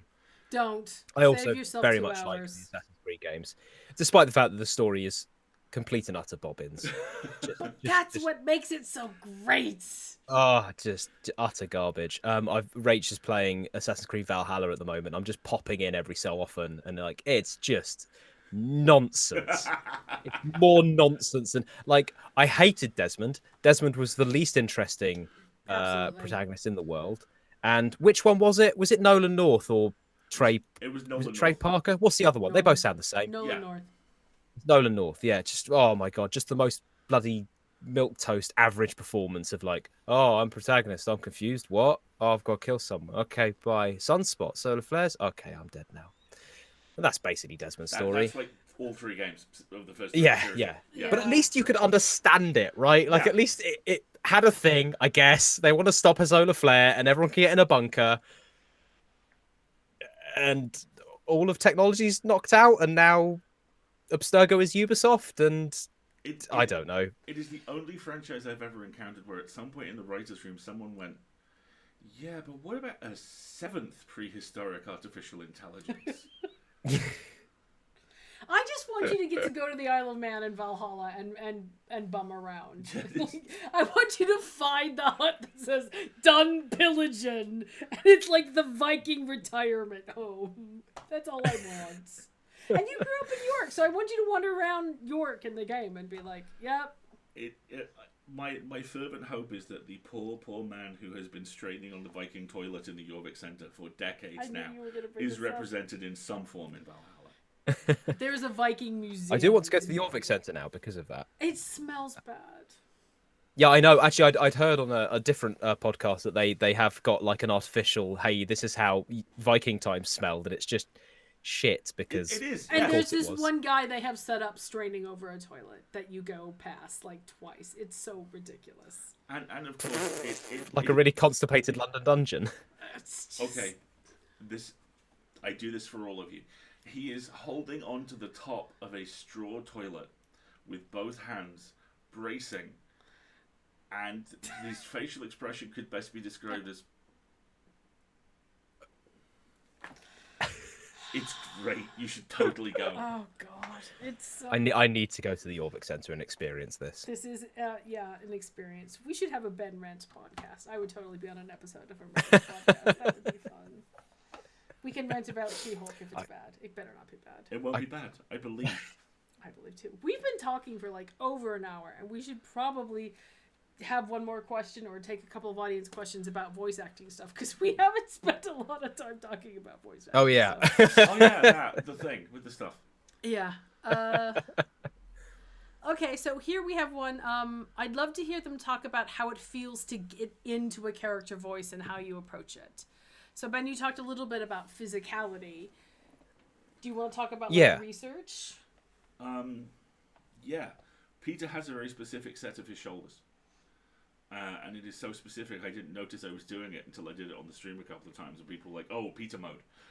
And apparently everything goes a little bit further back, and it's like a physical representation of pomposity. It's like, well, I'm very good, and I'm very, very... Exactly. Yes, jolly good, as you were.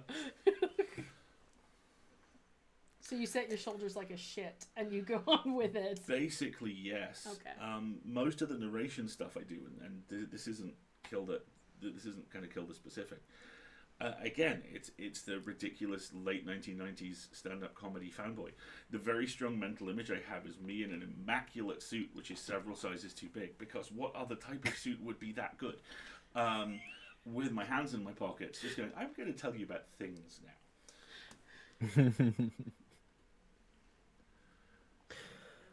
For me, it's I think it's just a case of memory.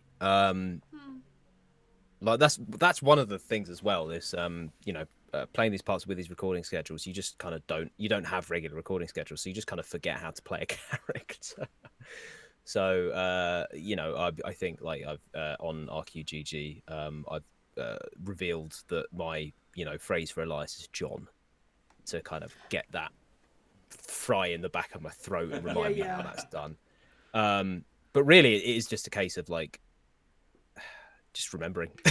It's really that. Invocation phrases is an interesting one because I've used that trick a lot in like RPGs, like when you're just gaming. It's like whenever a character has a specific phrase, it's like, okay, now I remember what that voice is.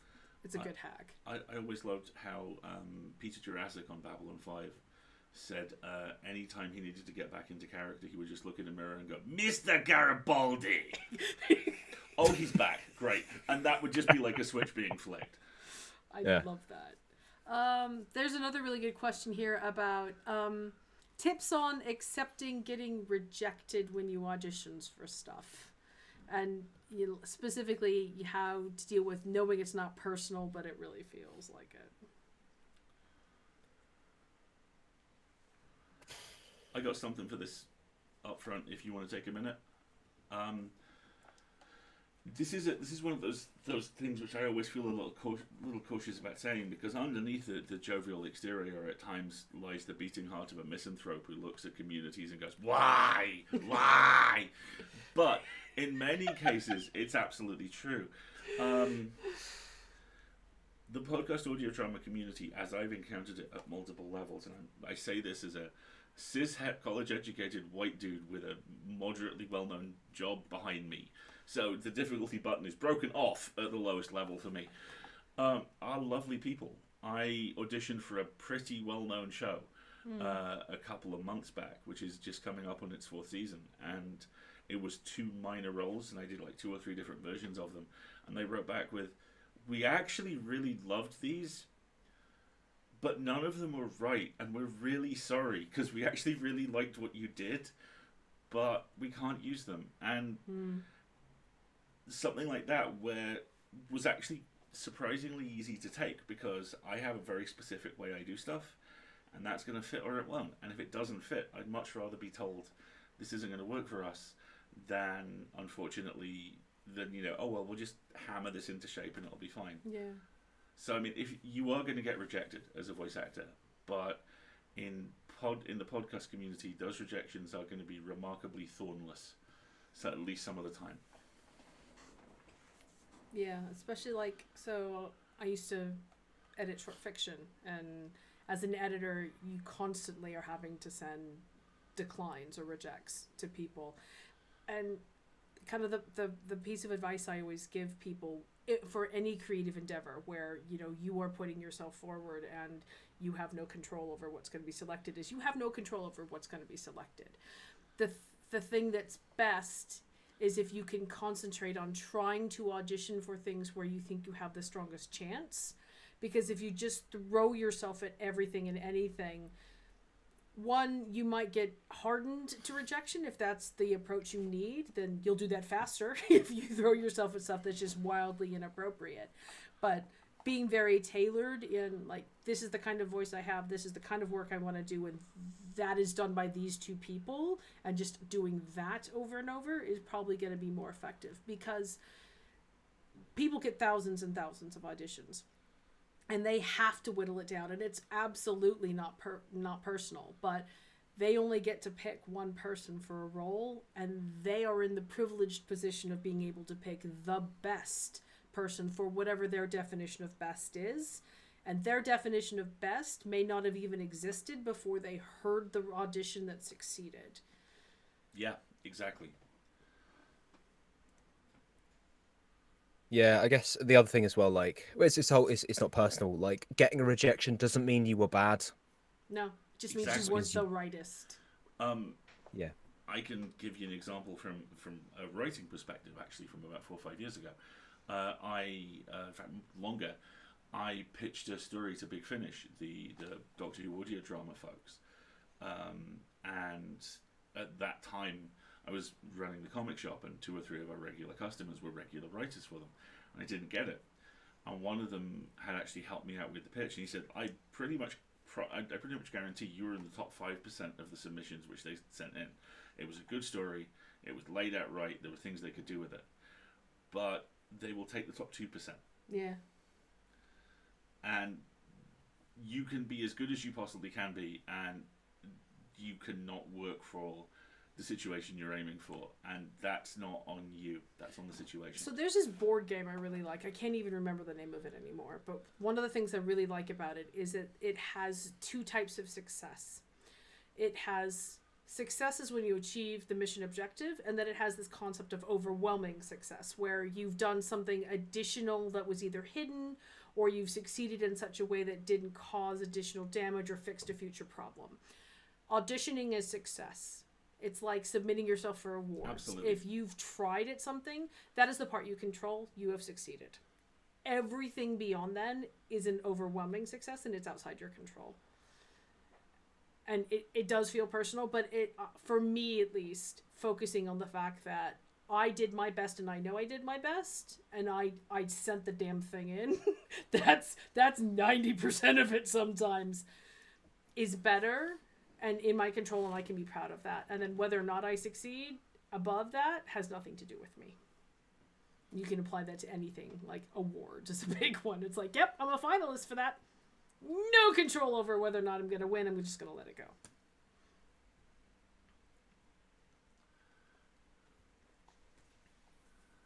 Yeah. Well, it's the whole thing of thinking about awards and stuff. We're competing for the British Fantasy Awards because we're in the same category and there's only one winner. So competing. It's Magnus, Stella, Podcastle's Pseudopod, Breaking the Glass Slipper, which is a lovely, wonderful podcast who's won previously, and a Neil Gaiman audio book. Yeah, okay, that one's gonna right? win, but you know. It's nice to be considered alongside that. I know. I was really, really, really happy because that's a very new award, and it's still very much finding its feet because audio is a very wide scope, of course. I was going to say the fact that, and like this is just from but Stella Firma and Magnus being included in the same category, I'm like, what? That doesn't make any sense. Right? What? They're not in the same category. What are you talking about? I know, but they're in the same medium, unfortunately. Yes. This way. Yep. The only thing I will say in our collective potential defense is it is a juried award. It is not a popular vote. So hope springs eternal. Also, right? Now would be a very good time to point out that we are trying to get all the podcasters who are going seated on the same table at the banquet. So if you do decide to go, please let us know. And I may be putting some money aside for a small crocheted Neil Gaiman. So when he inevitably wins and someone goes, Neil couldn't be with us tonight, the entire table will be able to go, on the contrary! Young up and start, no Little name known cult author, Neil Gaiman. Little known cult favorite, Neil Gaiman. Right? He's done some stuff. I didn't realize they had a physical a ceremony actually. Yeah, so the British Fantasy Awards are awarded at FantasyCon, which is a convention we've run the volunteers at for the last several years. And it'll be in Birmingham at the end of September. And I owe you an email about this. But they do the ceremonies at an optional awards banquet on the Sunday night, which can be quite nice. So anybody who's going to be going, we're going to try and group us all on the same table so we can all commiserate, basically. Which definitely doesn't involve us all getting mildly drunk and belligerent. Not at all. Not even Heaven slightly. forfend. I mean, why would it? Well, I'll be double vaxxed by that point, so, you know. Anyway, we'll nice. Fantastic. arrange cons later. Splendid. That sounds lovely. Yeah. Right. You want to do one more? Or Oh, yeah. Well, let me take a look at the rest of the questions. Yeah, I'm happy. I'm having fun, so, you know. Oh, yeah, it's all awesome. good. It's nice to have a chat. Quick refill your beers. Tips on rejection, we talked about that. Getting into character voice. What's the difference between voice acting and voice overs? Because this is a common question, isn't it?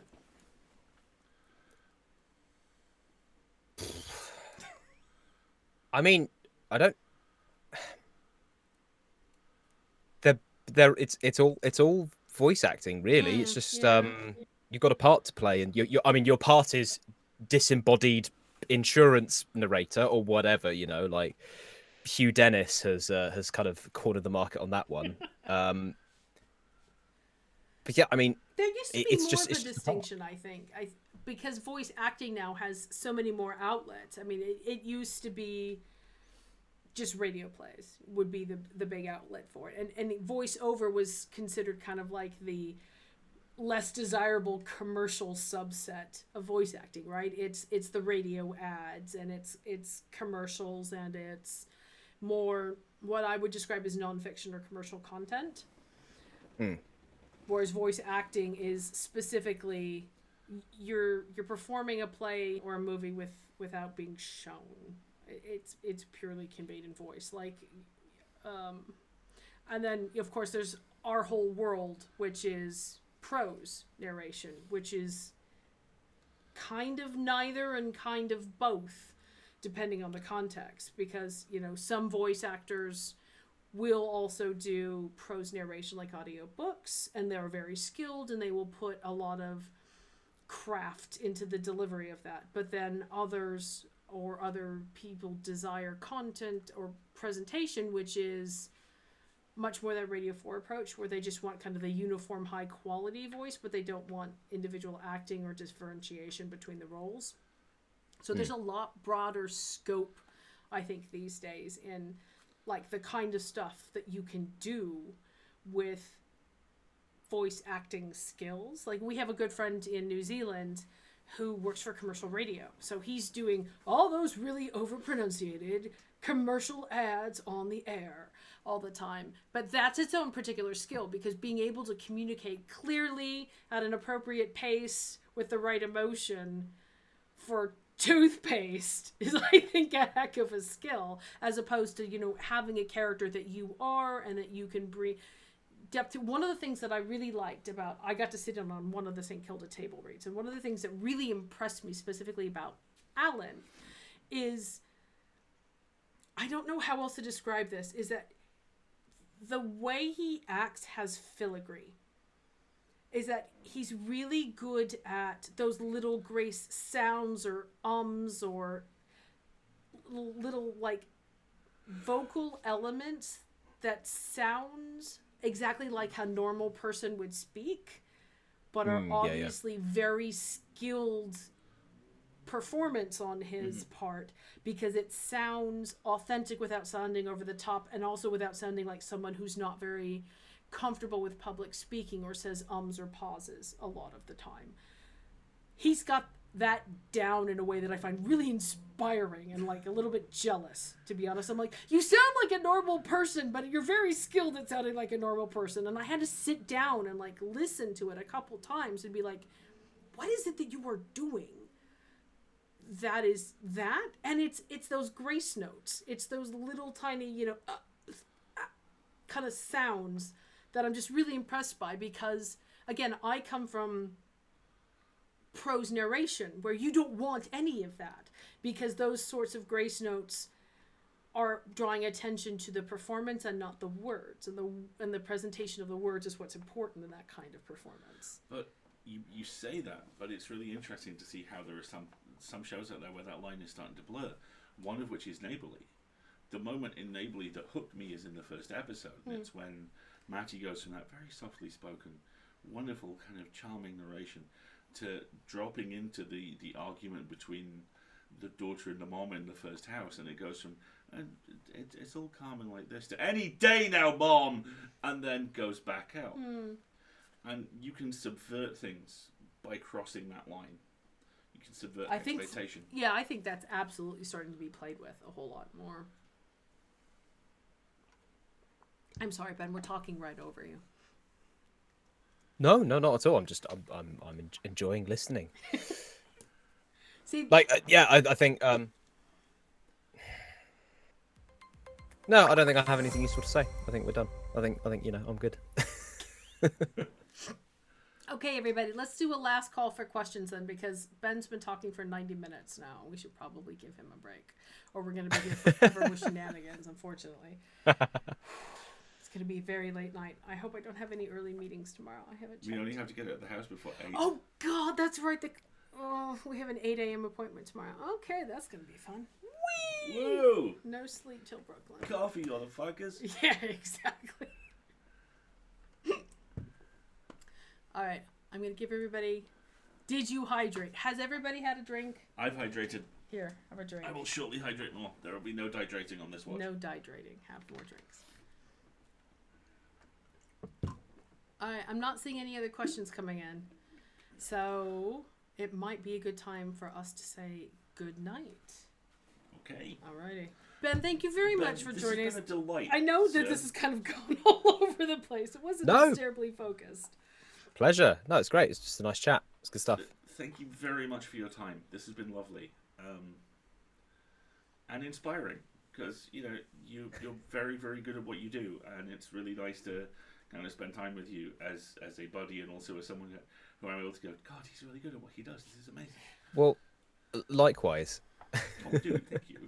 It's been really interesting during this conversation because, you don't talk over people, and you have different conversation styles. But I think the two of you are so used to working or speaking with each other in that kind of recording mindset where it's like, and now I will go. And now it is my turn. It's been kind of hilarious. Like, especially at the opening monologue, we're all sitting there like, this is fantastic. Well done. Don't make any noise. I'm listening. It's such a habit, isn't it? I wonder if people have done studies on or had more dialogue about how performing in podcasts affects their listening to podcasts. It certainly impacts. I'm much more discerning now about things like that effect didn't work for me, or ooh, that dropped my disbelief, or this could have used some balancing, for sure. And we're back to the soccer banquet. Right? Stop breathing. Yeah, I'm definitely a lot more conscious of it's the soundscape edits for me, and that sort of stuff. You need a solid soundscape because that pulls me right out if it's actually. And it's weird. Some of the really high level or blockbuster stuff have really bad edits, especially in their trailers of I know I listen to Behind the Bastards on the iHeart Radio network, which is obviously massive, and they have all these really big ones of Blumhouse produced this one, and you listen to the trailer and you're like, that's rubbish. But the monster sound effects of somebody be like, "Whoa, I'm turning into a monster," and you're like, "All right, that sounds amateurish." And it's this is Blumhouse. You should know what you're doing, shouldn't you? Yeah, but think about it. I mean, think about the last 18 months, right? So Hollywood has ground to a halt. They're not buying anything. There's nothing in the pipeline. Every frustrated screenwriter out there in the world maybe has a B-level actor on some kind of retainer for their project. And all of them went, well, I'm home. What can I do? I'll just Yeah, shit out yeah. a podcast. How hard can that be, right? Which, by And the so- way, They're is all going doing to a be the title of Doctor our how-to Horrible, aren't book. they? Right, exactly. And Just so, shit out a podcast. and now we're being flooded with good talent and great stories, but BS execution, because that's where they didn't spend the money. There is a company, and I'm not sure whether they still do this, but about a year ago, their tagline was, "This is not just a podcast." And every time it came up, I would often out loud go, "Yes, it fucking is." I think the good question for that as well, of like, this is not just a podcast. The question is like, well, then what is it?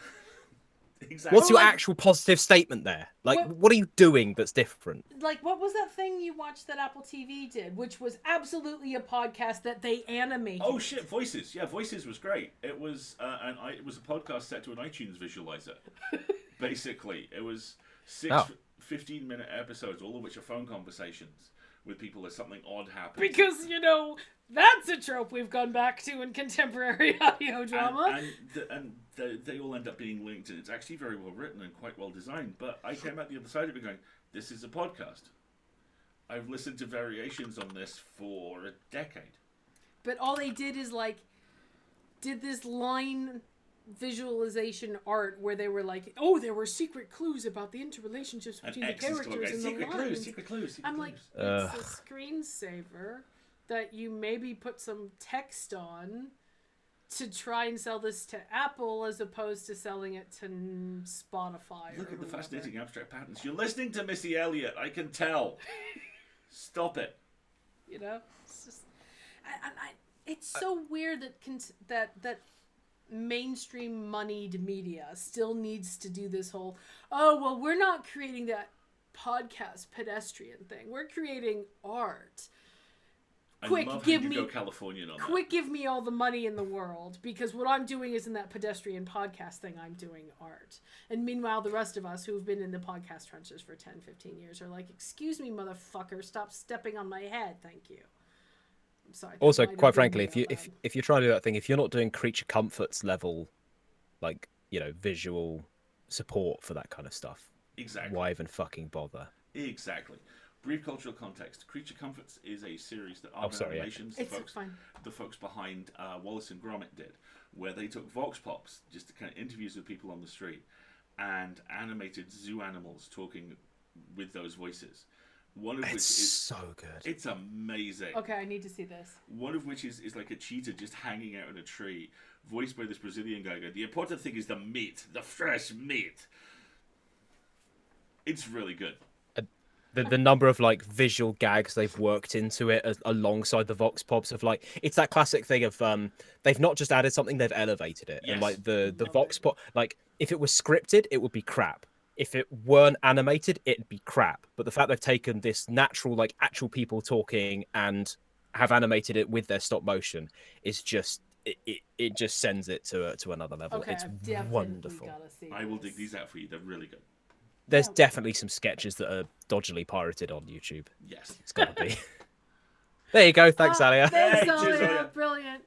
And then we have one from Mick for you, Ben. I'll ask again for Naomi as she's gone to bed. What did you channel for Matthias in St. Kilda?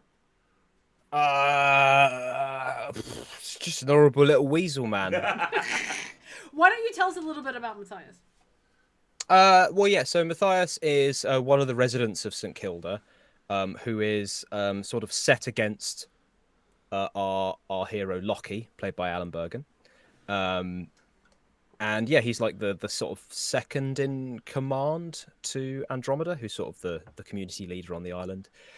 He's very much the kind of person who kind of leans around the back of her and is like, yeah, You are the Flava Flav to her Chuck D. All Yes. right, fine. Yeah, There we yeah, go. absolutely.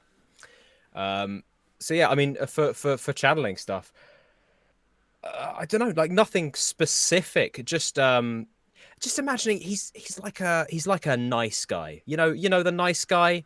I don't want to say incel, but I'm gonna say incel. See, because my analogy for him is Starscream. Oh, that's perfect.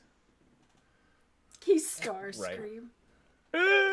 On the contrary, Megatron. Right? Yes. Exactly. He's the Weasley little shit who you can trust as far as you can throw him.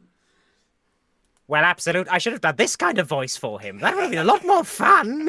I don't know if it would have fit, but it would have been great. That's how I think of him in my head. He's Starscream. I mean, the thing is, Andromeda's name is a good. It's a good space name. You'd be like Andromeda. We can now exclusively reveal that in episode 9, someone finally goes, Matthias, yes? Why are you a 75-foot tall robot that turns into a jet? No reason. Sorry, Mick, we're gonna have to do some re-records for Ben. Well, that is actually speak with the Master of the Universe thing. That's one thing that I have liked is obviously Mark Hamill doing doing the Joker, but with Skeletor. Now they just need to cast him to play Cobra Commander, and like the combo will be complete, right? Oh God! I'd love to do a Skeletor style villain, like a proper Saturday morning cartoon villain. Oh, that would be so cool. It was the only thing I liked about X-Men Apocalypse, the fact that Oscar Isaac was directed as Apocalypse in that. Way between takes, the director would go, 60% Skeletor this time, please, Oscar. And he'd be like, got it! Anything that lets you screech and chew the scenery. Ugh, good stuff. I know. Okay, so we have to figure out how Proletariat High has an absolutely over-the-top headmaster villain for Ben to play. Yes. I'll take it. Damn you, children! Great. No, children, it is I who am correct. Yes, exactly. We good? I think we're good. That was a good chat. That was lots of fun. Thanks, buddy. Thanks very much. It's been lovely to be on. I know we're so busy creating content these days. That's why we do this. We do the interviews because every once in a while it's an excuse to get an hour and a half to hang out with a friend, and you can pin them down and produce content and hang out with somebody. It's why Stella Firma exists, so that I can hang out with my brother. Aww. And our streams exist just so we can hang out with my brother. You've got to commoditize everything, otherwise how can you just enjoy each other's company? I know. How else are you going to put up with it? I've been meaning to ask that. I haven't seen the stream yet. How badly did Man of Medan go? None of us died, although we tried really hard. I got Julia shot in the head, but apparently she survived, which we were both very surprised about. It just grazed her temple, and I was like, wow, it is easy to get any of these characters killed, because I did not handle that situation well. There's another one. I think they release them every year, because like the Dark Pictures anthology, all the games are in like the common universe, or at least that's how they portray it. And last year we did the Little Hope Witch Trial E1, and there's a new one coming out this year, which is group of special forces discover secret temple under the desert, just filled with murder, just so much murder. Awesome. That sounds. Oh, I've heard the Little Hope, because I heard that was better than the Man of Medan, because I heard that Man of Medan was. Yeah, I've seen the thing of Man of Medan being like it was fine, and to be honest, as people who watch the stream, I have some issues with the framing device. Because if you're hallucinating, then nothing is real, and like, where's the stakes? There are no stakes. Oh, it's surprising, it's like whatever. Yeah. I'd rather something real was killing us instead of it's each other, but we're crazy. Yeah. It's like, all right, well, unfortunately, they kind of lean on that concept for Little Hope as well. It's riffed on in a different way, but there's a strong case for saying it doesn't work differently. Yeah. Okay, I mean, at least if it's a witch trial thing, they have kind of a historical basis of mass hysteria. Like, that's kind of what was happening, is everyone was just imagining problems or, executing prejudices under an excuse, but whipping each other into a frenzy, right? Like, so from that framing device, it makes sense, I suppose. I don't know if they have also spooky witch gas. I'm trying not to. Yeah. They do not have spooky witch gas. I'm trying not to spoil anything, but they have a kind of, or did we? Reveal at the end. Oh. And I think what they right. Just stick with a conclusion. It's fine. You don't need the little twist at the end. It's like it's okay. The good news is, from what I can tell of the third one, it really is this soldier has had his face eaten right off by something terrible. He's not going to show up later and go, oh, but that was not really my face. We just need a good, honest face eating. Yes, Right. exactly. That's all I ask out of a Halloween anthology game. Just Yeah. good, honest Face eating. murder. Yeah. There we Well, go. it's the classic Alien thing. What's the story? Alien. What's it do? Kill people. Great. I'm in. Done. Have you seen the PS5 remake for Dead Space? I've seen of it. Oh, Yeah. I'll be I interested love in that game. It scared the crap out of me. It's the game that has best done the you are in space, you are in vacuum mechanics, and they did it all with sound. It's all about the fact that you can maybe barely hear yourself breathing, but everything is muffled. And the remake is going to be much more immersive, I think, in a way that I don't necessarily enjoy in like science fiction stuff. I kind of like that shiny edges and slight disconnect from reality. But what it's really going to do is pull up the horror elements of it. And I'm like, oh, okay. So we're definitely on the horror side of the horror sci-fi divide for this particular remake. I'm very there for that. I Yeah, know that game's gonna be I'm interested by the whole Sorry. No, go. I was just saying, I'm interested by the whole like full remake of it and how much they deviate from the original and like what they choose to amp up and what they don't and where their focus is. Whether they go more. Well, it's just interesting because it's been what 12 years since the original. Don't do that kind of math. No, but there's a lot of like horror titles which have come out, and so it's kind of evolved the genre, and whether or not they're going to do something a little bit more procedural, if it's going to lean more actiony or more horror-y, because like Dead Space was a little bit of that mix of, it was an action game and a shooter where you had to target limbs and stuff, but then it had sort of those horror trappings of like jump scares and stuff, and because it was very much out the same school as like Fear, which was again like it was a military shooter but with spooky bits in it, with and spooky like bits, exactly. Especially as I think we're also getting, I think it's Project Ganymede, which is the original Dead Space team. Doing what looks an awful lot like Dead Space, but you're on a prison on the moon. On one of the moons of Saturn. So, Dead Space does the Riddick. What was it? Butcher's Bay. Butcher's Bay. Absolutely. Yeah. That'd be good. Yeah, that'll be really good. Some good old lasering of man. Okay, you're talking to somebody who was so scared that I literally yanked the casing out of the controller charge cable I had plugged in when I was playing the PT. Do you remember PT? The little demo they released for the... I've watched it. I've not played it. Literally hurled myself backwards off the couch I was sitting on. I was so scared. It is the most instantaneous transition I've ever seen a human do from upright to I am parallel with the floor and not sure I can move. And I've thrown the controller backwards over my head and yanked the cable out and ripped it. It was... I love the Silent Hill games. They are arguably one of my all-time favorite video game series ever. And, like, the psychology of the third game was just like, I've read people who've written, like, PhD papers on it. I just absolutely love it. But that thing scared the ever-living out of me. There is probably another one. Here's a fun fact. I've actually, and I wouldn't be surprised if you know him, to be honest, but I've worked with the writer of Dead Space. Really? Really? Yeah, Anthony Johnston. Very cool. Yeah, he did some writing for a game that I was on, like a little while back. It was nice. He's a cool guy. The world is officially very small. I know. Anthony was one of my first bosses. I knew you were gonna know him. God.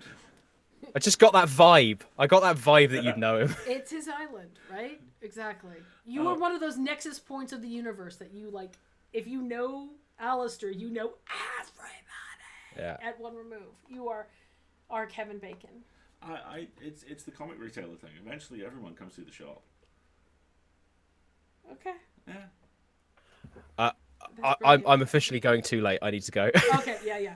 I'm sorry. Thank I'm you sorry. so We're wrapping much, it. Ben. Thank you very much, Ben. We really appreciate it. No, We it's would been- happily do this for hours and hours, but maybe let's do it again sometime. Yeah, we should. Yeah, I enjoyed this with the indication of we've done like double the time. So it's been nice to have a chat. Right? Totally.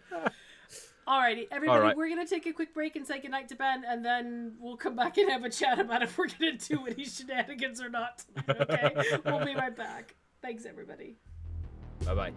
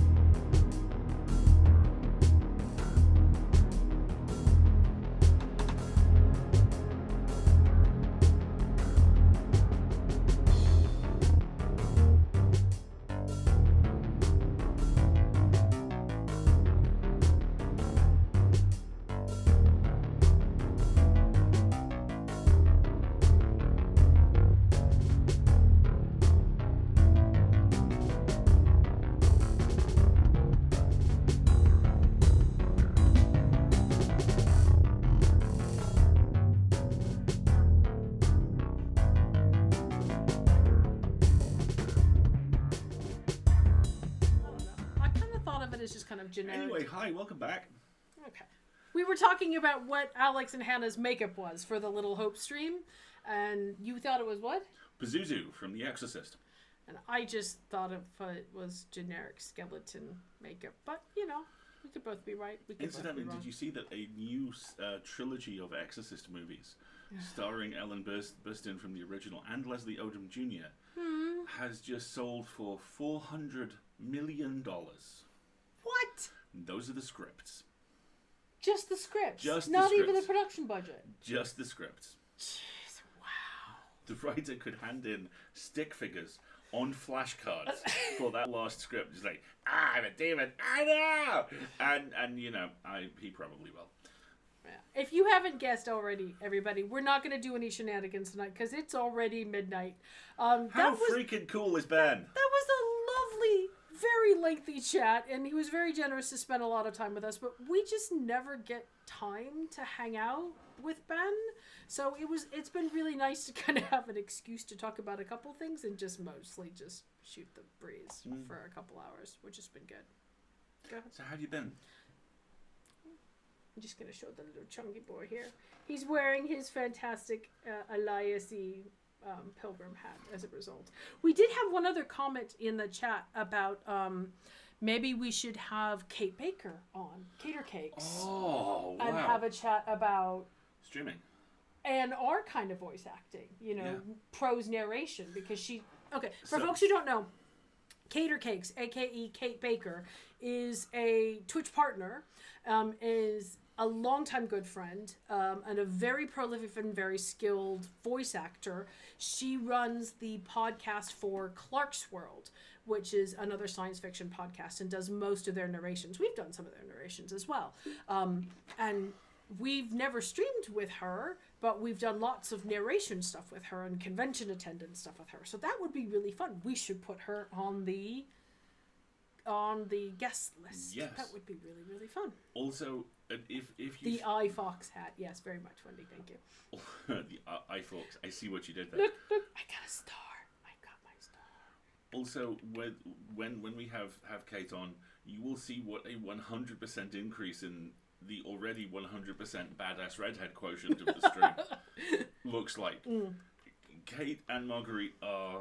A double act. Yes, in the best way. She's a very, very sweet lady, and I miss her like crazy. So it would be really nice to actually like hang out. That would be cool. That's what Elias would wear to Jude Perry's bonfire party. I love That's it. totally not an ambush. I love it. I love it. I love that Ben's click phrase is John. I love that. What's yours for Peter? Probably Elias. Yes, Elias. Eyebrows, Eyebrows, shoulders. Voice shoulders. goes deep. Voice goes deep. I always think of you as like the American Eagle for the Muppets when you do thing. It's very cute. Jungle Boogie. Jungle Boogie. Yes. If you have not seen it, Sam the Bald Eagle, along with Dr. Teeth's Electric Orchestra, doing Jungle Boogie is amazing. Especially as for the first 2/3 of it, he treats it like a news report. He's just saying, Jungle Boogie, Jungle Boogie. And then he gets into it. Yes. He rubs some funk on it. Exactly. There you go. That's everybody's shenanigan for the evening. You said Elias. You're welcome. Yes, exactly. I'm gonna need that boat. So should we talk about what we're going to do starting next week? And also, how have we been this week? How have we been this week? It's been much cooler, which is nice. It's no longer felt like we're actually dying. It feels like everybody in the world wants to go on vacation for August. So all the appointments that we had scheduled for August Have all moved. have all moved to this week. In some cases, tomorrow. Yeah, tomorrow at 8 o'clock in the morning tomorrow. Oh, I'm going to need a lot of coffee. Was swimming nice? Swimming was very nice. Swimming was very lovely. Cool. So there is a Lido or however you pronounce it. And it's an outdoor swimming pool you all call fancy things. And it's really nice that it was Victorian and remodeled, and now it's a spa. So we had a lovely spa day where we went swimming and we got massages and got the living beat out of us, which was good because we really needed it. And then we had a lovely lunch, and then we came home and took naps. It was very luxurious. I am rarely more. There are two places I become maximum British, and one is a firing range, and the other is a masseuse room. And the thing which always gets me in a masseuse room is the weird fucking towel covered toilet seat you're supposed to put your face. I know there's a technical term for it, and I just can't, because it's just like no, I'm in the dark. What's going? Why is my that is always my character arc across that. Firing ranges. He becomes Hugh Laurie. You put a gun in my hand, I'm gonna say gosh. It's just. I'm gonna say it non-ironically. It's a whole thing. I love my sisters very much, but they're hicks. Yeah. The firing range we went to, I managed to hit someone else's target using a weapon which a former active service soldier lent me. Yeah, it was just. It was the kind of firing range that didn't just take American money. Let's not go there. Took Yankee dollars. Let's just not go there. The triangular stuff that was printed with Charlton Heston's face on it. Anyway, let's move on. Are we going to talk about what we're going to do next week? Yes, we're going to talk about what we're going to do next week. Because speaking of voice acting, we have found a lovely, spooky visual novel that's been hand animated or hand drawn. It's called Scarlet Hollow. Yes. And we're starting next week. Do we have a trailer? I don't think we have a trailer, and I certainly haven't prepped the tech for a trailer, but I'll read you the description of the story. And in fact, I will put the link in the chat. There we go. Trapped in the dying Appalachian mining town of Scarlet Hollow for the funeral of your estranged aunt, you quickly find yourself at the center of a dark mystery that threatens your life. From award-winning graphic novelist Abby Howard, Scarlet Hollow is a horror visual novel, and I still have my headphones in for no apparent reason, an adventure game where your choices deeply matter. Hand-drawn backgrounds and sprites work together with a complex relationship system to bring to life an immersive world of charming and terrifying characters. Who lives, who dies, and the fate of an entire town rests on your shoulders. So we are this game has lots of branching narrative and lots of characters and lots of choices, but no voice acting. So we are going to perform it as we go along and make the decisions and play. And if I can figure out how to do it properly, we'll each have our own. We'll each be in a box with the game in the background. I've got to figure. No voguing. Don't vogue. Please don't vogue. I love it. You may vote. That's what we're going to play next. And because it sounds really fun and it's really beautiful and it's kind of spooky. There are content warnings for the game that we will have ahead of time. But of course, with a branching narrative game, there can be entire swaths of the game we don't ever encounter. But we will put together a full range of them. I think we had them somewhere, but I do not have them to hand. Yeah. And we will have them in time for next week because it's been late. And I need to get a brain, and I'm very punchy now. So that's what we're doing next week. And this has been our summer interview series. Mm-hmm. We're working on a couple of other guests. We've got some more guests coming up, of course, but we'll probably go back to the... we're totally going to need a name for the tiny Marguerite and Alasdair in boxes. Yes, we will. Boxes. In boxes. Vogue. Okay. That's totally getting clipped. Lovely, but please go to bed. Yes, we're about to go to bed. You're rubbing some funk on it. What you doing? No? No. Oh, okay. Rubbing some funk on it. Okay.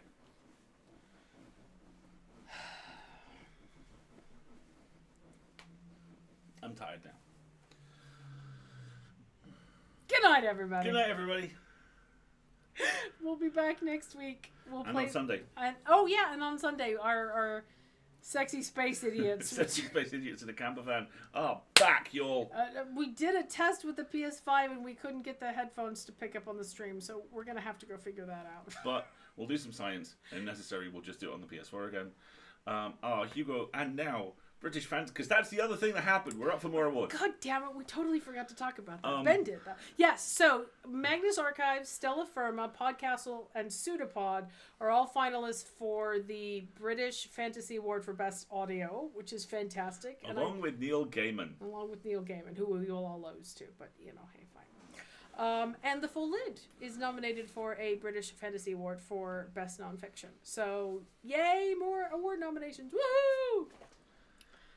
I kind of like how I'm in the foreground and you're in the background being a fool. It's kind of cute. For those of you who've seen Black Widow, the Melina-Alexei relationship has a certain resonance. What? What? Happens a lot. Yeah, exactly. Yes, everybody's giving us the go the F to sleep alarm. Okay. No! No! Wendy, how dare you! The indignity I now have to withstand. Oh. Keep talking. Why, Wendy? Hold this. Why? Why did you do this to me? What is happening? Why am I holding gargoyles? Oh, see, look, it's